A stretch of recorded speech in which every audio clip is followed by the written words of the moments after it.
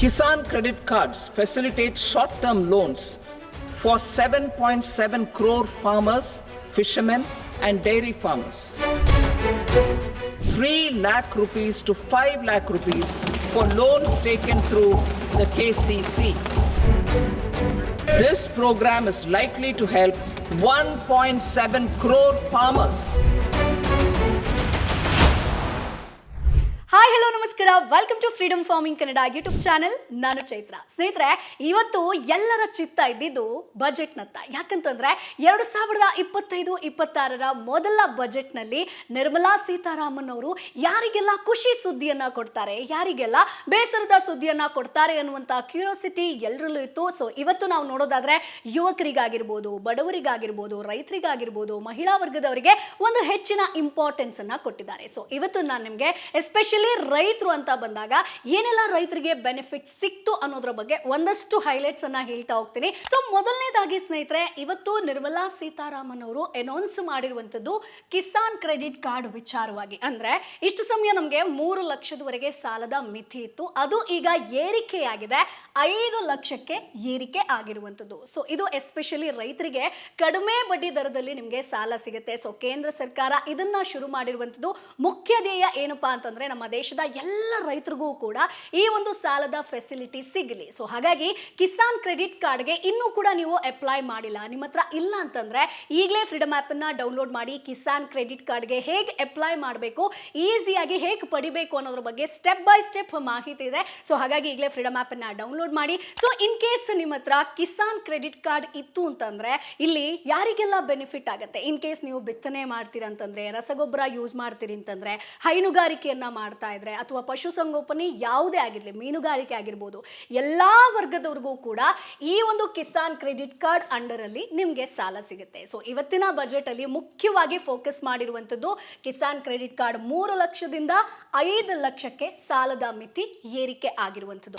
ಇನ್ನು ಸ್ನೇಹಿತರೆ, ಎರಡನೇದಾಗಿ ಧನಧಾನ್ಯ ಕೃಷಿ ಯೋಜನೆ. ಅಂದ್ರೆ ಕಡಿಮೆ ಇಳುವರಿಯನ್ನ ಪಡಿತಿದ್ದಂತಹ 100 ಜಿಲ್ಲೆಯನ್ನ ಇಲ್ಲಿ ಫೋಕಸ್ ಮಾಡಲಾಗಿದೆ. ಅಂದ್ರೆ 1 ಕೋಟಿಗೂ ಹೆಚ್ಚಿನ ರೈತರು ಈ ಒಂದು ಯೋಜನೆ ಅಂಡರ್ ಅಲ್ಲಿ ಸದುಪಯೋಗವನ್ನ ಪಡ್ಕೊಳ್ಬಹುದು. ಸೊ ಅಂದ್ರೆ ಈಗ ನೀವು ಎಣ್ಣೆ ಕಾಳಾಗಿರ್ಬೋದು, ದ್ವಿದಳ ಧಾನ್ಯವನ್ನ ಬೆಳೀತಾ ಇದ್ರೆ ಅದರ ಸ್ಟೋರೇಜ್ ಆಗಿರ್ಬೋದು, ಮಾರ್ಕೆಟಿಂಗ್ಗೆ ಸರ್ಕಾರ ನಿಮ್ಗೆ ಹೆಲ್ಪ್ ಮಾಡುತ್ತೆ. ಅಂದ್ರೆ ಸರ್ಕಾರವೇ ನಿಮ್ಮಿಂದ ನೇರವಾಗಿ ಖರೀದಿ ಮಾಡುವಂತ ಒಂದು ಆಶ್ವಾಸನೆಯನ್ನ ಇವತ್ತಿನ ಬಜೆಟ್ ಅಲ್ಲಿ ಕೊಡಲಾಗಿದೆ ಸ್ನೇಹಿತರೆ. ಇದು ಮುಖ್ಯವಾಗಿ ಎರಡನೇ ಪಾಯಿಂಟ್ ಹೇಳ್ತಾ ಇರುವಂತದ್ದು. ಇನ್ನು ಸ್ನೇಹಿತರೆ, ಮೂರನೇದಾಗಿ ಮೀನುಗಾರಿಕೆಗೆ ಹೆಚ್ಚಿನ ಒತ್ತನ್ನ ಕೊಟ್ಟಿದ್ದಾರೆ. ಸೊ ಲಾಸ್ಟ್ ಒಂದು ಬಜೆಟ್ ಅಲ್ಲಿ ನಾವು ಅಬ್ಸರ್ವ್ ಮಾಡಿರ್ಬೋದು, ಸಿಗಡಿ ಕೃಷಿಗೆ ಹೆಚ್ಚಿನ ಒತ್ತನ್ನ ಕೊಟ್ಟಿದ್ರು. ಈ ಬಾರಿ ಮೀನುಗಾರಿಕೆಗೆ ಹೆಚ್ಚಿನ ಪ್ರೋತ್ಸಾಹವನ್ನ ಕೊಟ್ಟಿದ್ದಾರೆ.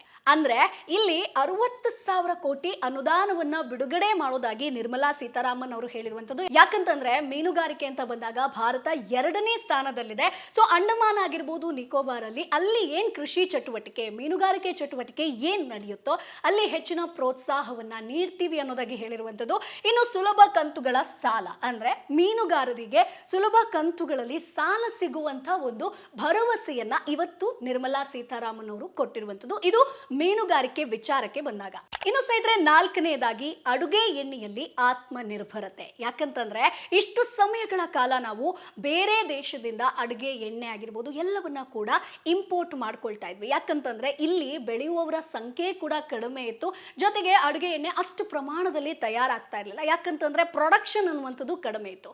ಹಾಗಾಗಿ ಇವತ್ತು ಉದ್ದಿನ ಬೇಳೆ ಆಗಿರ್ಬೋದು, ತೊಗರಿ ಬೇಳೆ ಬೆಳೆಯುವವರ ಒಂದು ರೈತರಿಗೆ ಇನ್ ಕೇಸ್ ಬೆಳೀತಾ ಇದ್ದಾರಂತಂದ್ರೆ ಸರ್ಕಾರ ನೇರವಾಗಿ ಖರೀದಿ ಮಾಡಿ, ಅಂದ್ರೆ ಒಳ್ಳೆ ಬೆಲೆಗೆ ಖರೀದಿ ಮಾಡುವಂತ ಒಂದು ಆಶ್ವಾಸನೆಯನ್ನ ಕೊಟ್ಟಿದ್ದಾರೆ. ಇದರಿಂದ ಇಷ್ಟು ಸಮಯ ನಾವು ಏನ್ ಇಂಪೋರ್ಟ್ ಮಾಡ್ತಾ ಇದ್ವೋ ಅದನ್ನ ಕಂಪ್ಲೀಟ್ ಆಗಿ ಸ್ಟಾಪ್ ಮಾಡಬಹುದು. ಅದಕ್ಕೆ ಕೊಟ್ಟಿರುವಂತಹ ಟೈಟಲ್ ಅಡುಗೆ ಎಣ್ಣೆಯಲ್ಲಿ ಆತ್ಮನಿರ್ಭರತೆ. ಸೊ ಹಾಗಾಗಿ ಉದ್ದಿನ ಬೇಳೆ ನೀವು ಬೆಳೀತಾ ಇದ್ದೀರಾ, ತೊಗರಿ ಬೇಳೆನ ಬೆಳೀತಾ ಇದ್ದೀರಾ ಅಂತಂದ್ರೆ ಇನ್ನು ಮುಂದೆ ಸರ್ಕಾರ ನಿಮ್ಮಿಂದ ನೇರವಾಗಿ ಖರೀದಿ ಮಾಡಿ ಒಳ್ಳೆ ರೇಟನ್ನ ಕೊಡುತ್ತೆ.